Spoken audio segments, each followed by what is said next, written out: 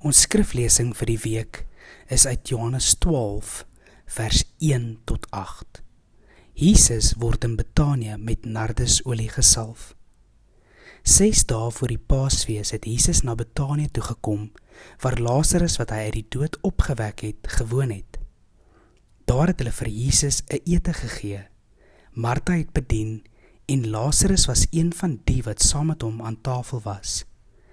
Toe het Maria 'n half liter egte, baie duur nardusolie gebring en dit op Jesus se voete uitgegiet en sy voete met haar hare afgedroog. Die hele huis is deurtrek met die geur van die reukolie.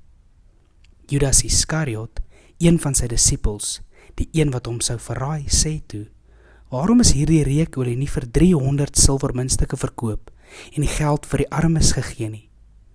Dit het hy gesê, nie omdat hy hom oor die armes bekommer het nie, maar omdat hy 'n dief was. Hy het die beursie gehad en het van die bydraes gevat. Toe sê Jesus: "Laat staan haar, sy moes dit hou vir hierdie dag om my te salf vir my begrafnis. Die armes het julle tog altyd by julle, maar vir my het julle nie altyd nie." Dit is ons skriflesing vir die week. Mag die Here se Gees naby jou wees terwyl jy dit lees. O Here, wil U hierdie teks vir my oopbreek. Oopbreek sodat ek dieper kan sien, dieper kan verstaan en uiteindelik nuut kan leef. Amen. Hoe sou jy oor hierdie teksgedeelte voel?